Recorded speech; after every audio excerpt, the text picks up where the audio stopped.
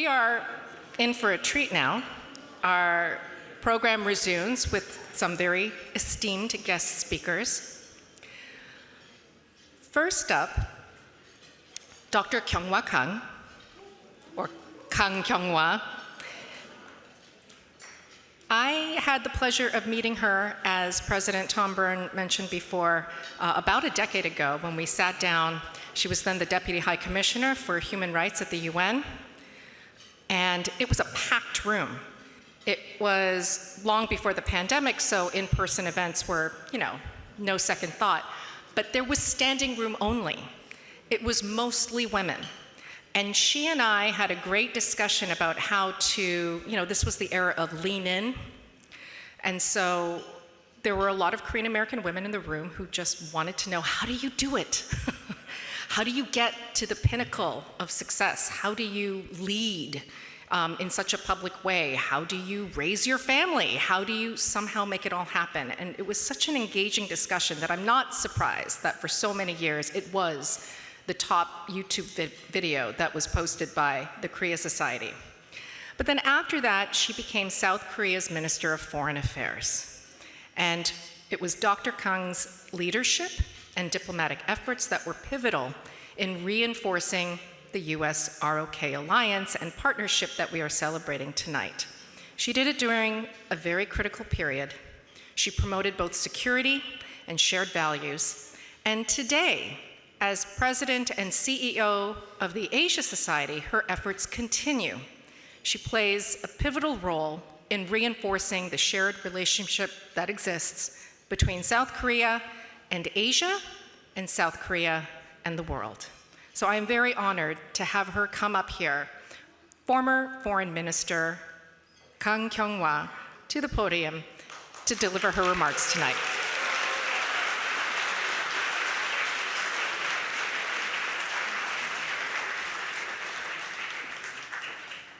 Wow, good evening, everyone. Vivian, Kathy, Tom, you're cool. This evening is so cool. And coming back here, I'm a little confused. I feel like I belong to this crowd. This is my family. But of course, I now am also the President and CEO of Asia Society. So I have to keep a straight face and profess my loyalty to the whole of the Asian region. But of course, this is so, so special. When I was invited to this dinner, I thought, great, I'll go. This is my first dinner in 10 years, I think, and I'll get to meet all of my friends. And I am meeting so many friends after so many years, so it's just so wonderful to be here. But then to be given this opportunity to deliver some remarks as a former Foreign Minister of South Korea, but also now as President, CEO of the Asia Society, the first Asian woman to take on this role, is truly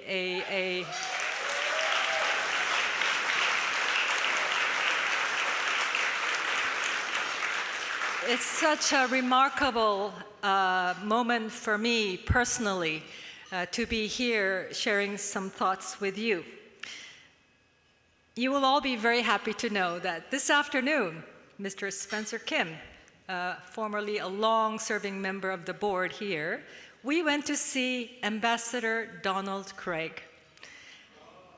I think we all miss him very much. He very much wanted to be here, but couldn't. But of course, sends his warmest regards to each and every one of you here, and also his warmest congratulations to the honorees this evening. Indeed, I also want to share my heartfelt congratulations to this year's Van Fleet Award honorees, Chairman Jean Yoon of the Fila Group, and of course, golf legend Seri Park.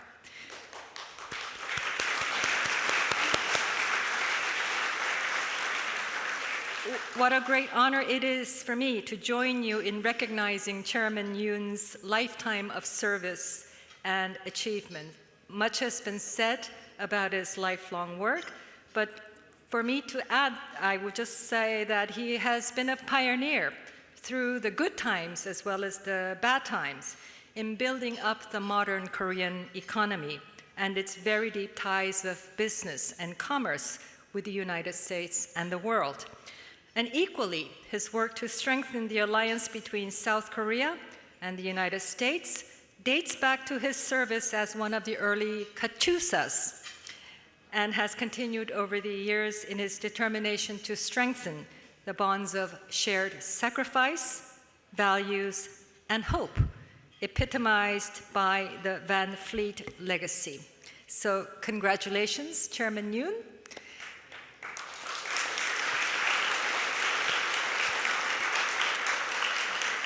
Chairman Yoon, you may not know this, but when I was at the UN, you had a program of bringing young leaders, I forget the name of the program, to New York to educate them about what New York is, and part of it was the United Nations. So I went to deliver a lunchtime lecture to this group of young leaders. Some of them may be here. Huh? Say that again?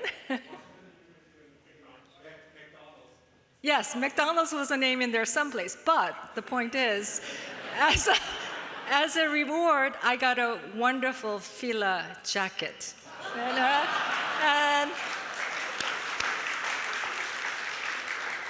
And was a bit too small for me, but my two daughters fought over it, and I think they ended up sharing it and taking turns wearing it. But it was a wonderful group of young leaders that you nurture. And so Chairman Yoon is not just doing business, but also growing a generation of future leaders.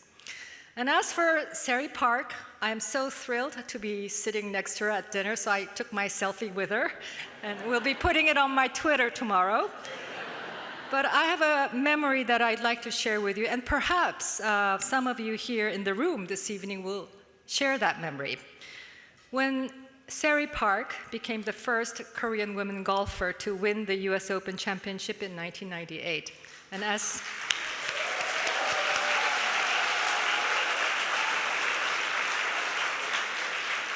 And as Kathy said, it was just so much more than just a sporting victory. It was like a jolt of electricity that re-energized the country and boosted the morale of the people who were really struggling in the economic hardship in the aftermath of the financial meltdown of 1997, late 1997, and of course the IMF-guided economic restructuring.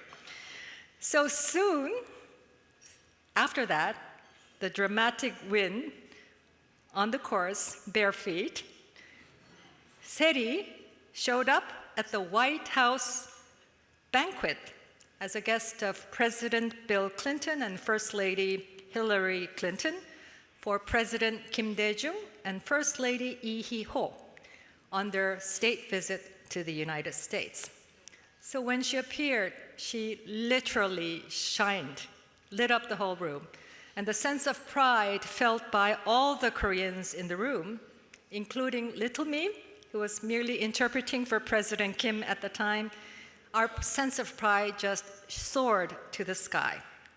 And 26 years later, I still get excited when I recall that dinner. And Seri, I was telling her, she doesn't look a day older than that day 26 years ago. So 26 years later, thank you again, Seri, for that joyful moment and for all of your towering accomplishments in professional golf.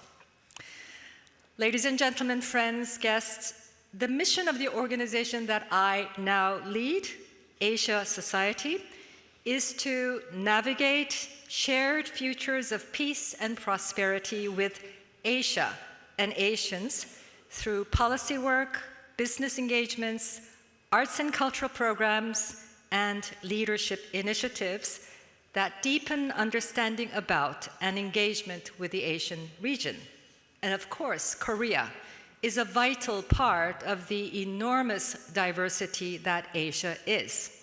So under my leadership, I very much plan for Asia Society to do more on Korea and to collaborate more closely with the Korea Society to generate synergy. And by doing so, I think we can enhance our mutual profile in the New York scene and beyond. So in this regard, I'm really excited to be the guest speaker for tomorrow's YT Huang Lectures series and engage with Kathy in what promises to be a lively, interesting conversation. And I certainly hope that that will lead to more opportunities for fruitful collaboration between our two institutions in New York and beyond.